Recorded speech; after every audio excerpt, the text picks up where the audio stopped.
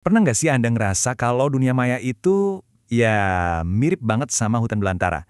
Luas, nggak terpetakan, penuh dengan keajaiban, tapi ya banyak bahaya juga yang ngintip di setiap sudutnya. Selamat datang di penelusuran kita kali ini. Kini, tiap kali kita buka layar, sebenarnya kita tuh lagi mulai sebuah petualangan epik loh. Tiap klik, tiap komen, dan tiap tautan yang Anda bagikan, itu bener-bener lagi ngebentuk takdir Anda di dunia digital ini. Di sini, Anda bukan cuma sekedar penonton, Anda itu karakter utamanya. Nah, pertanyaannya sekarang, di cerita ini, Anda itu pahlawan atau jangan-jangan malah penjahatnya? Agak dramatis ya emang, tapi coba deh pikirin sebentar soal jejak digital Anda. Apakah jejak yang ditinggalkan itu ngebawa cahaya yang positif atau malah nyebarin kegelapan? Di eksplorasi ini kita bakal fokus ke karakter utama kita, sang netizen, yaitu Anda dan saya, yang lagi nyoba bertahan di wilayah digital yang penuh misteri ini.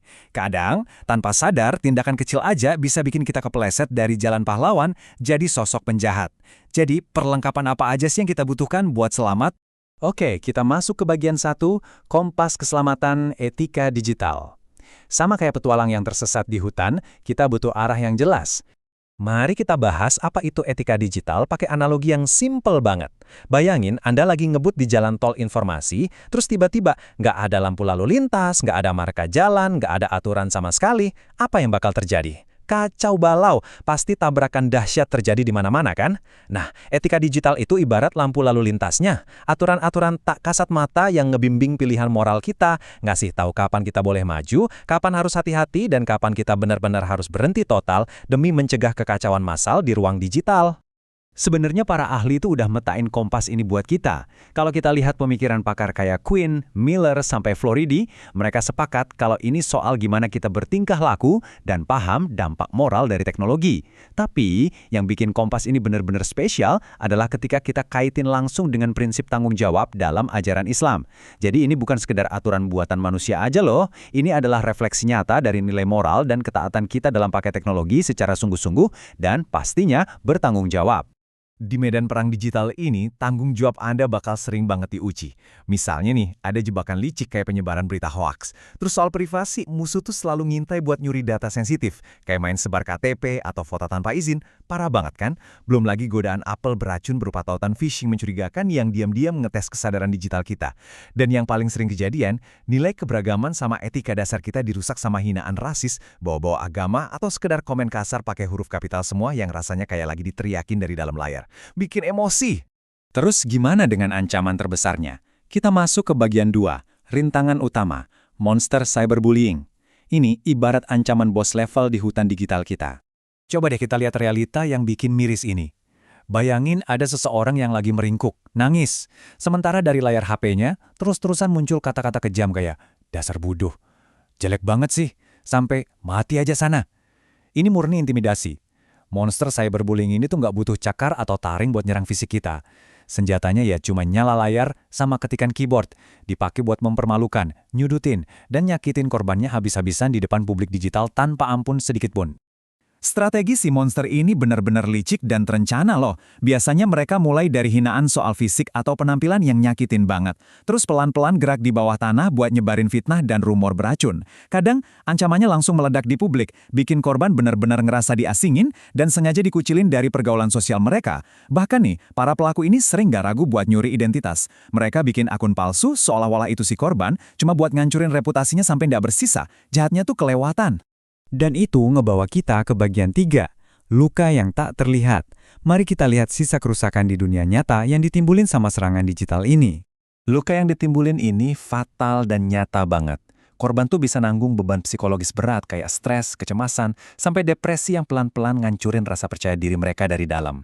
Trauma emosional ini bikin mereka narik diri dari lingkungan sosial, yang akhirnya di dunia nyata bikin nilai dan prestasi akademik mereka anjlok drastis. Dan ini bagian yang paling bikin merinding. Keputusasaan ini bisa dorong seseorang ke titik ekstrim, yaitu bunuh diri. Percaya nggak percaya, kata-kata digital tuh beneran punya kekuatan mematikan buat ngakhirin nyawa fisik. Kenyataan yang pahit banget kan? Kalau kita renungin lagi dari sudut pandang agama, ngelukain orang lewat digital kayak gini tuh jelas nabrak nilai-nilai dasar kita. Islam itu secara tegas ngajarin kasih sayang, dan ada kewajiban mutlak buat ngejaga kehormatan sesama manusia. Konsep ini dalam banget, namanya hifz al-ird. Jadi cyberbullying ini bukan sekedar masalah nakal di internet, tapi pelanggaran langsung dan terang-terangan terhadap prinsip kemanusiaan dan kehormatan itu sendiri. Tapi tenang, kita masuk ke bagian 4, perisai hukum dan agama. Pahlawan kita pastinya nggak dibiarin maju perang tanpa pelindung dong. Perisai pertama kita terbuat dari kebijaksanaan luar biasa yang masih sangat relevan sampai detik ini. Ayat Al-Quran dari surat Al-Hujurat ayat 11 ini jadi serangan balik langsung buat budaya ejekan digital zaman sekarang. Bunyinya dengan tegas ngelarang kita buat ngolok-ngolok atau ngerendahin orang lain. Ini tuh pengingat soal kerendahan hati. Sadar nggak sih orang yang Anda hina-hina di layar HP itu bisa jadi kedudukannya jauh lebih mulia daripada Anda sendiri. Ini adalah perisai spiritual kita yang benar-benar tak tertembus. Selain perisai spiritual kita juga pakai baju zirah di dunia nyata, Undang-Undang ITE nomor 11 tahun 2008. Jangan salah, hukum itu nggak buta sama kekerasan digital loh. Di pasal 27 ayat 3, siapapun yang nyebarin konten pencemaran nama baik bakal dipidana. Ini bener-bener tameng pelindung martabat. Terus ada pasal 28 ayat 2 yang jadi senjata pamungkas buat ngelawan mereka yang hobi nyebarin ujaran kebencian dan permusuhan. Jadi, di dunia nyata pun, keadilan tetap tegak dan Anda dilindungi penuh. Nah, ini poin krusialnya. Tolong dengerin baik-baik. Apalagi buat yang masih mikir internet itu zona bebas hukum. Konsekuensinya tuh beneran nyata. Pelaku kejahatan cyber, si monster-monster cyberbullying ini bisa kena ancaman penjara yang panjang banget. 4-6 tahun. Bayangin aja, 4-6 tahun kebebasan Anda dirampas gitu aja. Cuma gara-gara ketikan jari yang tak bertanggung jawab. Rugi banget kan?